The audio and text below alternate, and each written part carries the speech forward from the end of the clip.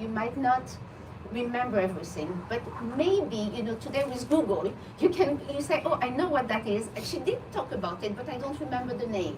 So you can Google, but at least it will make you want to go further and try to educate yourself. And as I said, I think it will be very helpful for your client, at least for some of your clients. Some might just want to have, TLC from you and not interested in knowing what's going on, but you might find some that would like to know more. Okay, our first lecture, first presentation.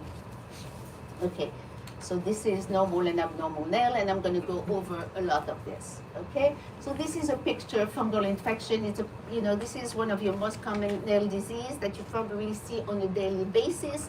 It can come up brown, yellow, orange, but you see a nail that doesn't look normal. You've seen it by now. You know what normal nail look like, and you know what others. Okay.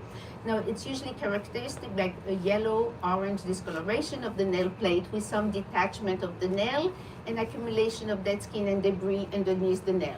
So I'm going to go over what are those debris, how do they happen in the first place, what is that material that is building up under the nail.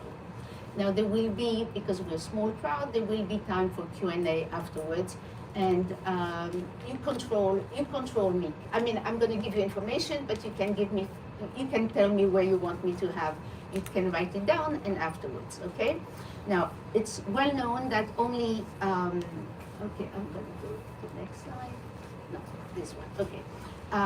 It's known that only 50% of nail disease are actually onychomycosis. So we'll be reviewing a lot in this module about nail changes, and in being specific, we're going to review disease state that might require more urgent attention by a practicing physician.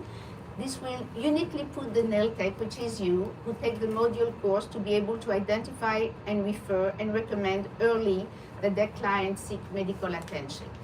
You're seeing things over and over, they come every, 2-3 months, and you see the disease progressing. Well, you will be able, hopefully, to catch them early on so that by the information you're getting from me, you will be able to guide your client and tell them, well, we can stop it before it gets to a much worse state. Okay, so we're gonna, first to understand the nail, you have to go to the normal anatomy. So I'm gonna use my little, okay? So, okay. From here to here, okay, this is the nail plate. From here to here, from the lunula. Okay, the role of the nail plate is to protect grasping, okay? Now, in our hand, we use it to grasp. In your toe, not as much. We wear protective shoes.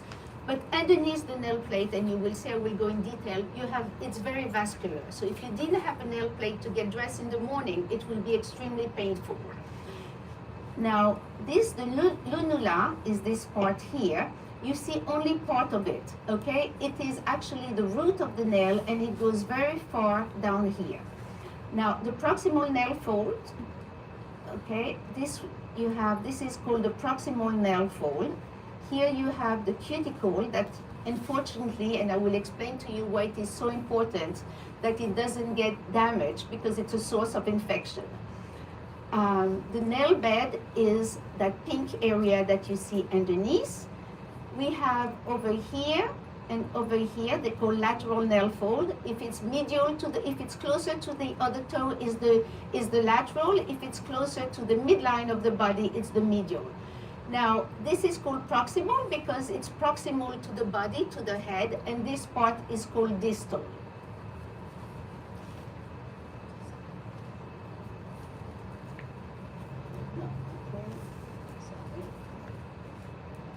Okay, so this is this is protection and grasping.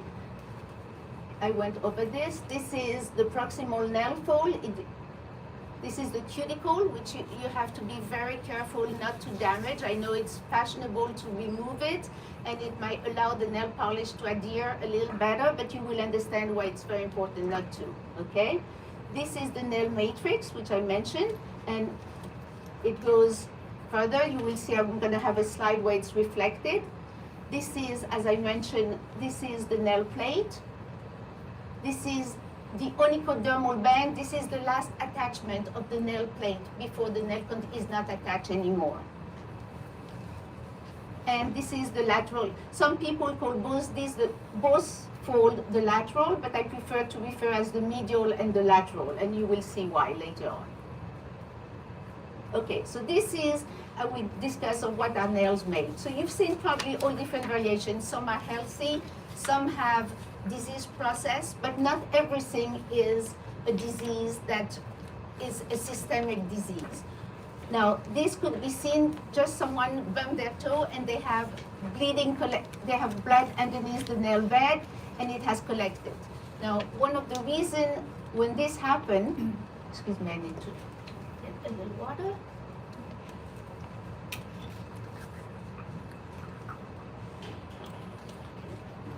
Is the hematoma, or the collection of blood underneath, is actually food for the fungus. We all have, if you were going to take a culture of your body, we all have fungus living on our body, but the host, meaning you, is stronger. But when you have a nail bed that has blood underneath, the fungus that is present, as I say, it's part of the normal skin culture, will start getting hold and feed from either from here or from underneath and start creating something like a fungus. Now, again, this is a cross section, a sagittal. You have here the proximal nail fold. You have here the cuticle, the lunula, which is that half moon. You have the nail plate here. It's attached, it's still attached. This is the onychodermal band where it's not attached anymore. Now, here the fat layer has been increased. It's not in anatomy, this is for you to understand, but that's not how it is. It's much thinner. And this is the distal part of the toe. This is the bone, the bony part. You have to understand that any infection up here can very easily go down here, okay?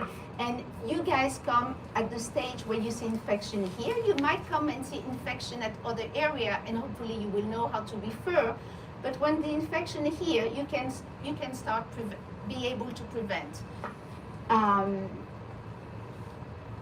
Next. Okay, so this is what I meant when it's reflected. So this is the lunula, which is the root, but it continued down here.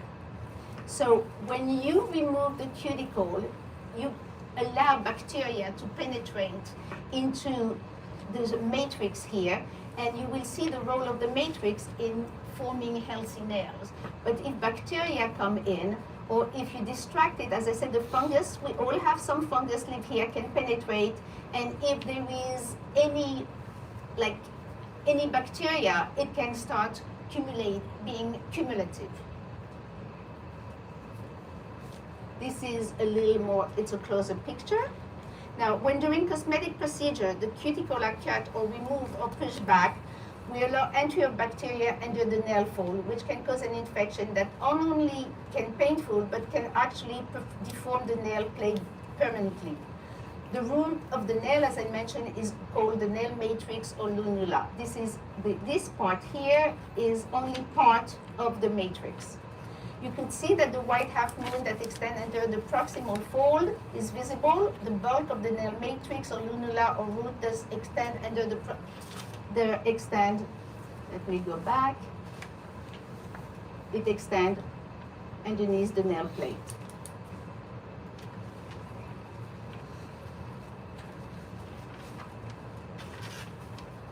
Now, once the infection extends to the bone, it's, the patient can lose the toe, and I will explain later, they can lose much more than the toe, they can lose their life.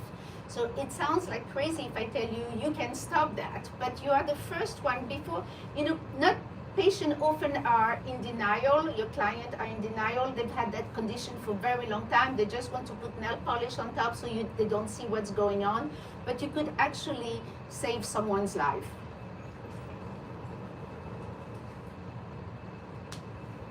So this is a schematic showing the nail plate reflected back and detailing the anatomy of the nail bed. What we have here at the distal aspect is the hyponychium, and that becomes the groove appearance. Okay, this is the hyponychium over here, and it becomes the groove appearance of the nail bed, which is usually has a pink color because it's very vascular. So the nail plate that we have is to prevent the discomfort both on our toes, okay, and on our hand from being sensitive to the blood supply. And it's also protection from being, if you damage it, so it doesn't go directly to the nail. Now, okay, this is a picture, you know, that some of you might have seen. Now, it could be seen as an infection, but you know that you have to refer, no matter, even, you know, I mean, I've had patients who just, you know, who came, they had something like that, but they had gone to a technician who put a fake nail on top, and then they come back and it's all purulent, infected, draining. It turned out that this was actually a melanoma. I'm not going to go too much into it. And it was an amelanotic melanoma, meaning that what you see here actually is still part of the nail plate, but you don't see the dark discoloration and the different shade of black in a melanoma. There is such a thing as an amelanotic. It's a melanoma that doesn't have the pigment. But this is not, I mean, this, I just put it here. You might have seen different variation of this, and it's an infection. I mean, it could get infection, or it can be a melanoma. It needs further study. It needs a biopsy. Now, this is how the nail bed grows, and I will explain. Okay. Okay. So the lavender here is the matrix, is what I had showed you down here, okay, where the nail grows.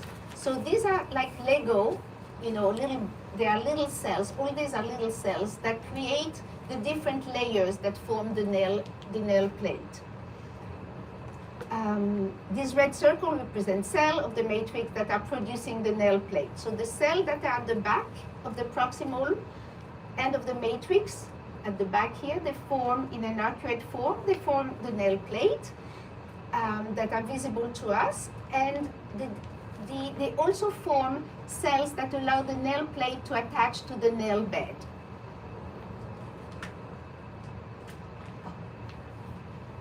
Close the door, so let's okay, and you have those cells. If there is any damage in those cells, both either from trauma or from inflammation, you're going to be able to see in the nail plate some mark that will show you exactly what happened. Now, if there is, as I mentioned, if there is alteration of the nail root down here by an inflammation, it can give to changes that you all have seen. You might not know what it is, but if the patient has a disease, okay, well, this was what I was describing, the different cells, what they do, okay? So you might have seen those lesions they call pitting. And what happened is that because there was inflammation over here, those cells at one point could not produce the keratin to form the nail plate. And those little holes, those pitting, is because there was an interruption in the formation of the nail plate. The keratin could not form itself properly. Now, as I mentioned earlier, and I will be going over some of the terms that I talk about, that you have 50% is nail disease, onychomycosis. But what are the other 50%? Okay, nail disease are mostly description, but you have to understand where they are coming from.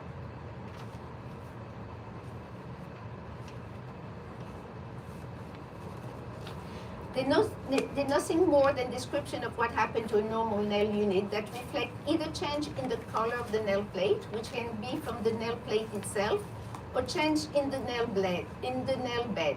Changes in the shape of the nail plate causing curvature or convexity, change in the surface characteristic of the nail plate, which we just saw an example in the pitting. Now, conification of the nail bed, it's what we call disappearing nail bed, which is a situation where the specialized cell of the nail bed that function to adhere the nail plate to it lose the ability and become more like skin of the bottom of the foot, so that when the nails start to grow from the matrix, it grows out and attached to the nail bed. I'm sure you've seen, okay, change in color of the plate, okay, change in shape, the curvature. I'm sure you've seen nails that are more concave or convex. Change in the surface.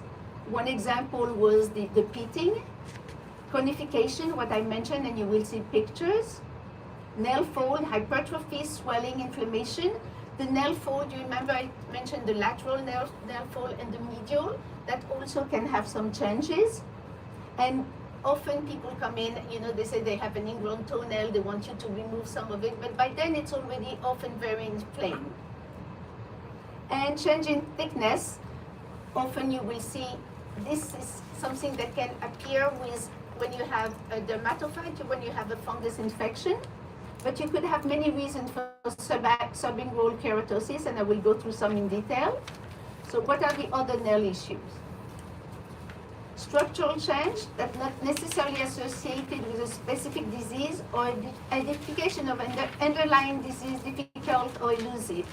Longitudinal ridging, onychorexis, I will show you what onychorexis is. Change in color, that can be, by the way, you could, and I will do some pointer, you could see something on the nail and you say, you need to see your GP because something else is going on. And your client will be very helpful, will be very, very grateful that you were able to guide them to they say, how did the nail tech told me that? I go to my GP, never see anything. Well, either they don't ask them to remove their shoes or there is nail polish, but by you changing the nail polish, you will have noticed that there is something that was not there before, or that is, should ring a bell. Nail changes, most typical association with specific skin disease, psoriasis, lichen planus, which I will go into detail. Pseudomonas, I will explain to you how it looks like. It's a greenish tint of the nail. Congenital or genetic nail deformation. Tuberous sclerosis, I will also show you a picture. Now, chemical exposure nail polish, but it also can be what the patient, if they work with chemical, it can really, either if they breathe chemical or if they manually touch chemicals. Okay, trauma, immersion, if the patient wash dishes and don't have gloves, there is constant, the water can weaken the nail and allow bacteria to get in and fungus. And cosmetic nail polish. Now, some people also, and I've seen that on their toe, they have tics, it's neuropsychiatric, they constantly, with one foot or the other, they rub their toes, and when they're nervous, or you speak with them and they're constantly doing a little tick, and that can cause damage.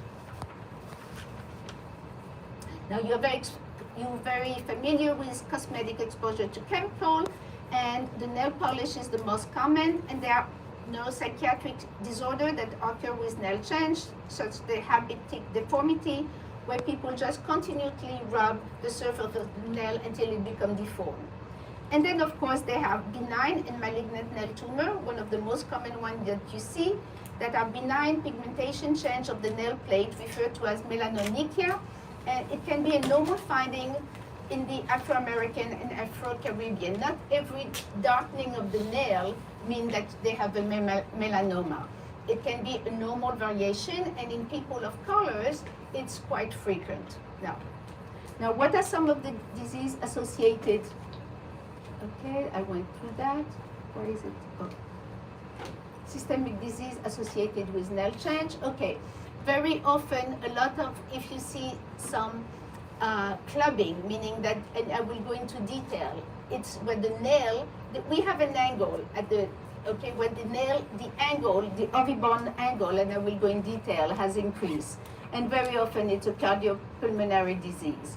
You have patients with lymphedema. Lymphedema is a chronic, where the legs, the venous system and the lymphatic system are not working properly, and it's damaging the nails.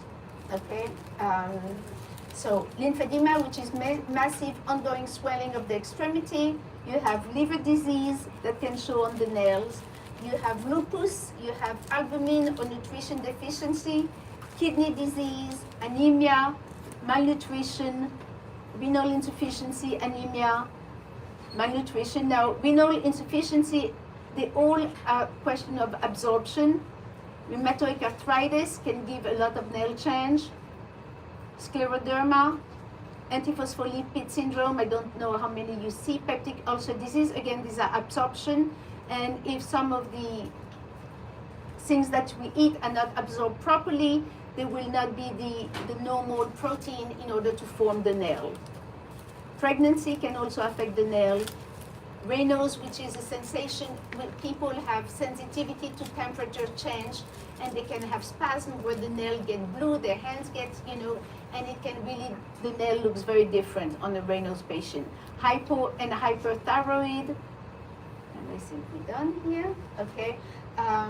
Now, there is also drugs. Now, a lot of your client are taking many drugs, hypertension, for thyroid. They also, some of them are immunosuppressed because of either they have, some could have had a transplant, or they are cancer patient and the chemo has caused them to be immunosuppressed. So there is a lot of drugs that can cause a problem. Chemotherapy, Psoralen to treat psoriasis, retinoid for acne, antibiotic can also cause damage, anti-malaria, antiretroviral because they've had a virus infection.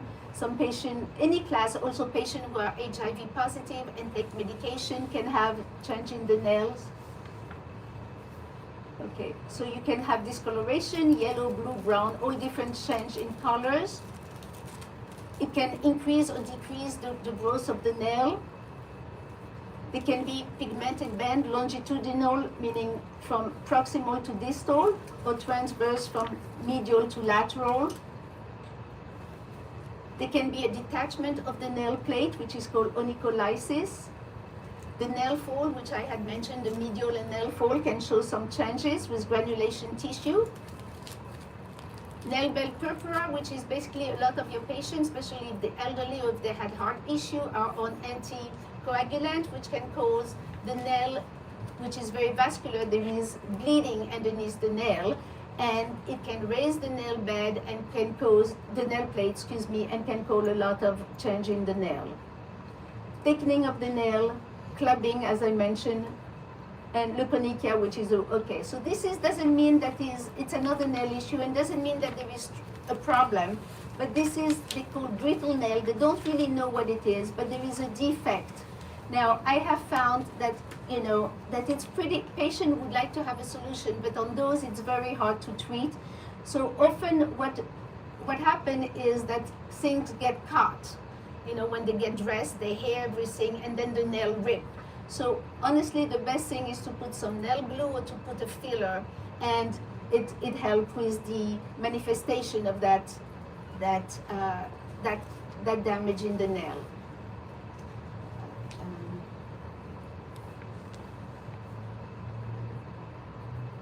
But this is not associated with any disease. It's called longitudinal rigid or onychorexis. It is thought to be synonymous with brittle nail, but it's a nail brittleness, and it's hard to define because research studies show that it's very often the brittle nail is not water deficiency, it used to be thought. And brittle, what is a hard nail, you have to compare to the other nails in that same client. Disease that called brittle nail can be hyperthyroidism, renal phenomena, endocrine disorder, and malnutrition, but it also can be a fluke. It's not linked to any disease.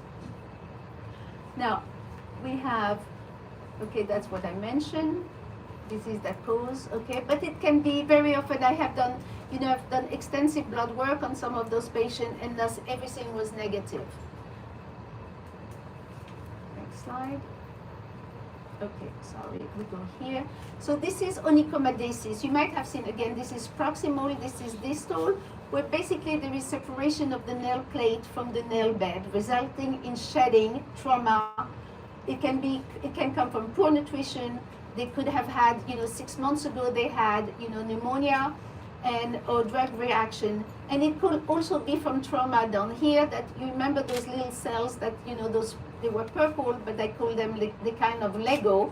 And if they are disrupted by trauma, they will not be able to form the normal keratin and in the time that is necessary to form the nail plate. Now this is, you've seen, I'm sure some of your patients have that. They have it on one nail, they have it on multiple nails. They are called pincer nails. So it's a dystrophy characterized by an increase in the transverse curvature of the nail along the longitudinal axis of the nail.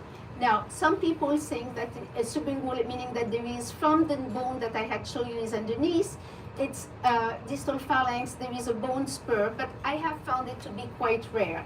But I want to explain really what's going on. If this is the nail plate and it's attached on the nail fold on both sides, the medial and lateral, okay? And you have a fungus that is building underneath. So it's attached, so look at the curvature. If there is debris that build up under from the fungus, okay, it's going to cause the increased curvature, and often people will come in saying, oh, they have constant ingrown toenail. But if you don't refer them to treat the fungus, which is causing that buildup, okay, and it's causing the increased curvature, it's going to be an ongoing problem.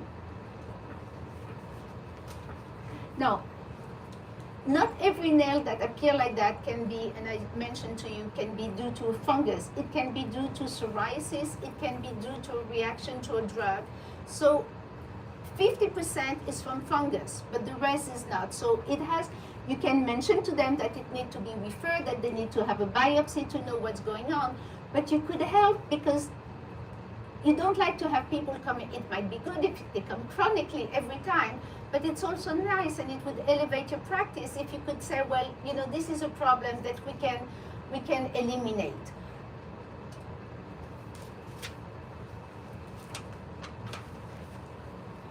So as I mentioned, some people feel that is associated with, you know, this is the bone spur. Now, when you do see this, again, an incision is made here in the operating room, you remove the bone spur, and the nail come back to normal because the nail was not damaged down here. This is the nail factory, okay?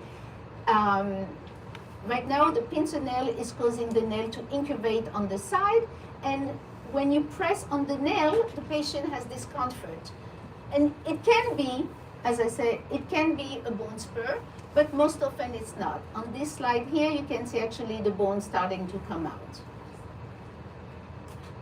Now, I want to tell you that this also can become quite painful because the buildup, okay, is causing a lot of pressure under the nail bed.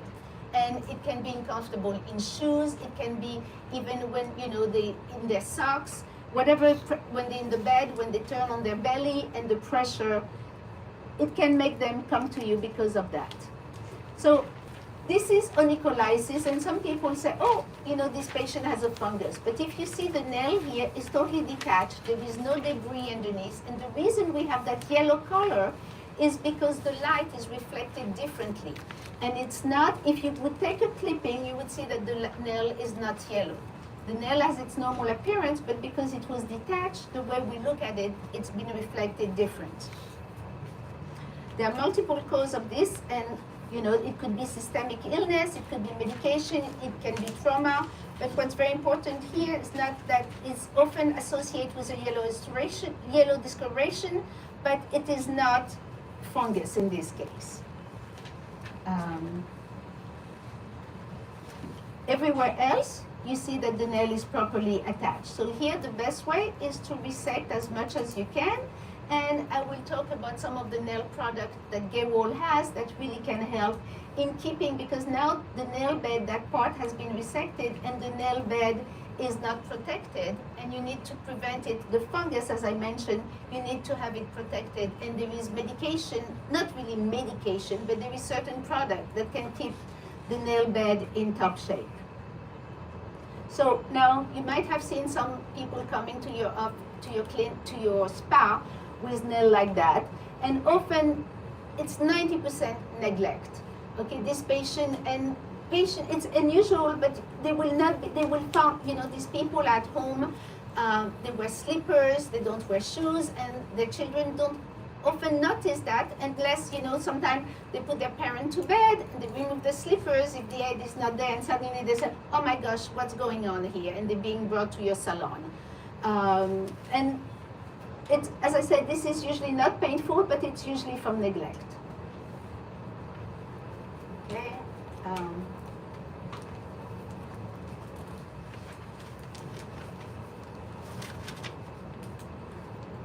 Then we have here, this is something that you see quite often, and this is the thickening of the nail. Now I had mentioned, you know, that it can be due to fungus, it can be due to nail trauma, it can be due, and I'm going to go to a lot of reasons, the endocrine dysfunction, infection, it can be yeast, it can be psoriasis, And as I said, this can cause a lot of discomfort from the pressure, because the second or third slide where you saw the cross-section of the anatomy of the nail, there is only few millimeter of fat. And as patients get older, okay, that fat layer decrease, and they have more and more discomfort because it's creating pressure. You often, upon debriding, you might find that there is a little ulcer that is bleeding, or there is drainage, and it needs to be referred to, you know, a medical professional to find out, to try to treat it and prevent infection, especially if they have poor circulation. That infection from something as simple as this that can appear just a cosmetic issue, but I think after this module you will see that it is not just a cosmetic issue, and they can lose their toe, and the vascular issue that is going on is not just in the toe, it's going into their whole body, and they can lose a foot and even more their life. Okay. This is onychoxy, okay. Then we have here, when I mentioned that there could be change in the curvature of the nail, this is called spoon nail, and you can see that it can appear, it's called koilonychia, and often it is associated with iron deficiency anemia, and it can be from malnutrition, bleeding ulcer, parasite, gastrointestinal malignancy, celiac disease, all of the digestive disease that can prevent normal absorption of the nutrient that we need for the keratin to form. Okay, manifestation of chronic iron deficiency, I mentioned that. Now this is Bow's line. So there is different line that you could see. These are transverse. And the same thing as when I mentioned with the pitting, it's telling me that sometime at one point there was cessation of the nail growth in the matrix.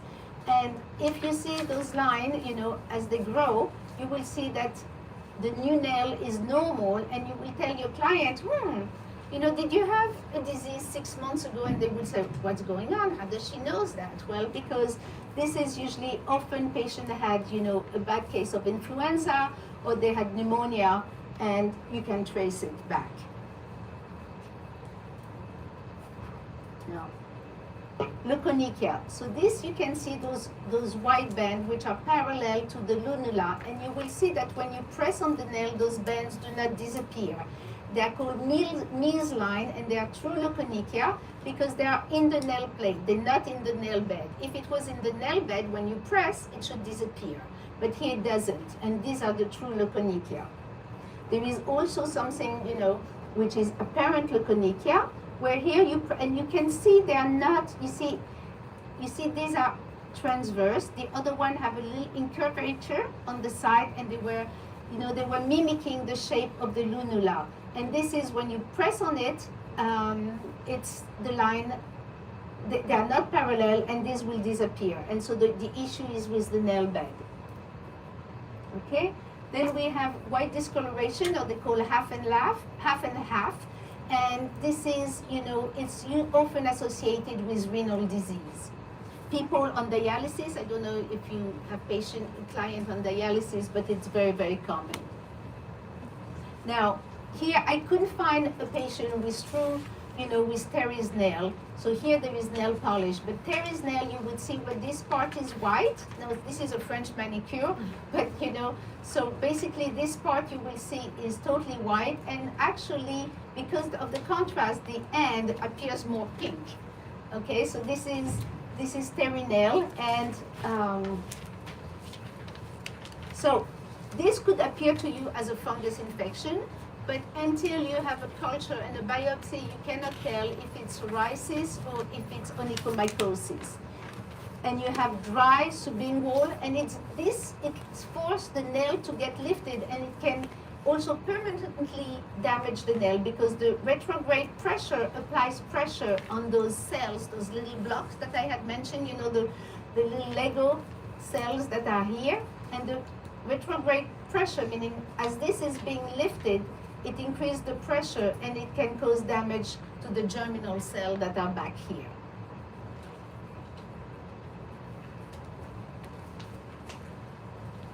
I want to make sure I tell you everything that I prepare. Okay, psoriasis, okay. Here we have more picture of psoriasis. Now the difference is that this is in the inflammatory space, and when you will be debrided, you will see kind of an exudate, and it's because there is inflammation. I don't know if you can really see, but I know this patient for a long time, and you can see some redness here. When you have psoriasis, it's not constant. You have some flare-up from trauma, from stress. People with psoriasis, it's not constant. They have flare-up, they have patch in their elbow, in their scalp. Some people can have only manifestation in the toes, but some have it, you might find on their legs, also patch, itchy, dry, scaly. So in this case, the patient here was in a flare-up, and when upon debridement, you see there was also actually some bleeding because the blood vessel, everything was inflamed, and it can appear greasy exudate. Okay, and then you have also where the total nail dystrophy, again from the psoriasis. But it can be sometimes very difficult to know if it's psoriasis. The patient might not know that they have psoriasis, okay? And just to cover this up with a fake nail, you cannot really put nail polish on this, there is not much, but you can build a nail, and it can be done cosmetically, but the patient needs also to be treated. This is lichen planus, where again the nail is not being formed properly, and so the skin start to move into the nail bed, and you have those wings here. You have here the nail on the side, you have a fibroma that is impeding on the nail, and it's caused scarring, and once it's there, it's very hard to reverse. It's also an inflammatory disease where we get scarring into the area. This is where you should have the lunula, but because the cell down here were not able to form due to the inflammation, you got the skin just moved over. The nail growth has stopped, creating the wing or fin appearance. This is the fin appearance, and it's called a pterygium. And when it's benign, you remove it, and the nail will grow back. Now we have here something, okay. So this, you can see this, and you could say, oh, this is a nail infection. But it's secondary to eczema. Eczema, again, people with eczema have it in different parts of the body, and this is both an infection and it's both a fungal infection. So over here, you have an inflammation that has been brought up by an eczema flare-up. You have here where the nail is detached. You also have an infection. So patients like this have to be treated on two fronts, the infection and the anti-inflammatory to treat the eczema.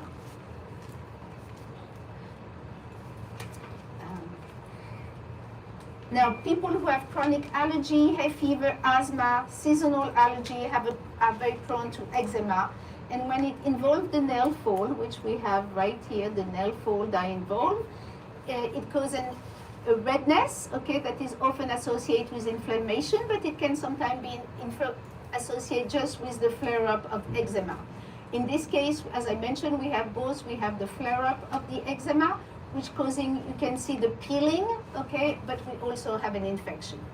So patients have to be treated on two fronts, as I mentioned, the infection and anti-inflammatory. Now, earlier on, I had mentioned the green nail, okay, and this is, it's created by a bacteria called Pseudomonas, and you see often in patients who have their hand in water for a prolonged amount of time. Now, the best thing here, and it's really easy to treat, is you have to resect, because all this is not attached, and it can be treated with topical antibiotic as well as vinegar. But it's always good to refer to make sure that that's what it is, but all these parts should be removed. So I call it green, but it can be very dark green. Some people say it's black. I mean, all different shades, okay? Now, again, when I mentioned the clubbing, so you see this is the ovibone, the angle of ovibone, which is usually 160, and with the clubbing, it gets to 180. Now, I have found that most of patients with clubbing, it's usually a cardiorespiratory disease. They might not even know that it's because it didn't happen. It's not one morning they woke up and their toes and hand were, swollen. It's something that happened progressively.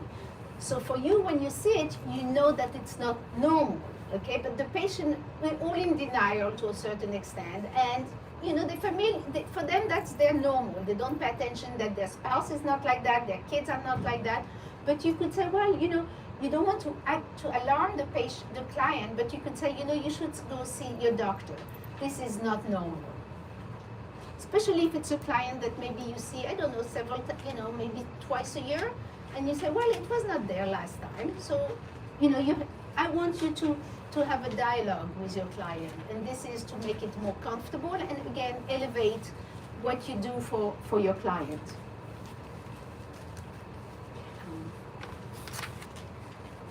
Okay, yeah. As I said, it's cardiorespiratory, and for me, when I have a patient like that, until proven otherwise, I will tell them that they have, it's a lung tumor. And if their GP say, no, it's fine, I send them to someone else because it's not fine. There is something going on. Okay? Now, I had mentioned in my list of disease the things that can cause damage to the nail. These are tuberous sclerosis, or also called periungual fibroma. You saw all those little buds, they come here, it's very bleeding. You can snip them and they bleed, but if you remove them, the nail will grow back normal. Now, unfortunately, these can also happen genetically.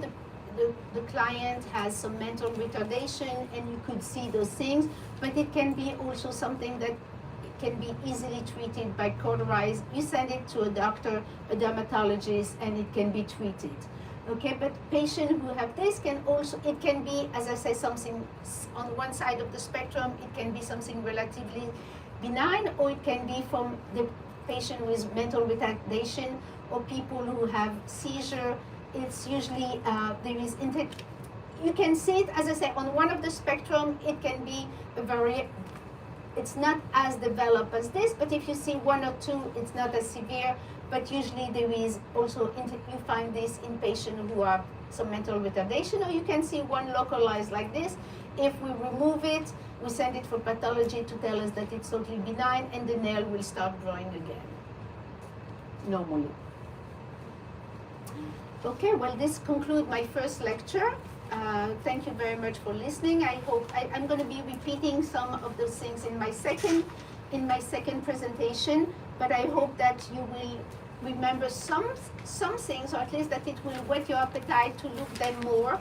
When you see, I don't know how many clients you see a day, but maybe some of them you can put a little in your back of your mind and look up and find that, oh, now you know what it is. And it's a question of getting your eyes used to what you're seeing and understanding what you're seeing. So thank you very much for listening, and I hope that this has been educational for all of you. And if you have any question for this first part, I am here to answer. Okay. Can you speak a little louder? Yes, you suggested for some clients to get a... I have the... Excellent. Hello. You were talking about doctors doing biopsies to fully understand what is happening with the nail plate. What do you suggest when clients say that their doctors do not offer that, even when they ask for that? So I thank you, it's a good question. So the same way that when I see clubbing and they go to the GP and the GP say it's nothing, I say, you know what, how about getting a second opinion? You try to be as diplomatic, okay, but that's what needs to be done, okay? People have to practice, there is evidence-based medicine today, and you have to have an answer. Now, if you remember, there was a picture, okay, I don't know if I can go back to it. There was a picture, and I did a biopsy. Okay, hold on. Okay, this one, okay? Now, for me, that was suspicious. I thought maybe there is something going on here, okay? At one point, at least I tried, okay? I sent a nail clipping, then I did a biopsy. I didn't want to do it here because I didn't want further damage. I did, a controlled biopsy will not damage the nail. If it's done down here, the nail will be damaged. If it's properly done here, it will not be damaged. Okay, so again, it has to be someone who is trained in nail biopsy.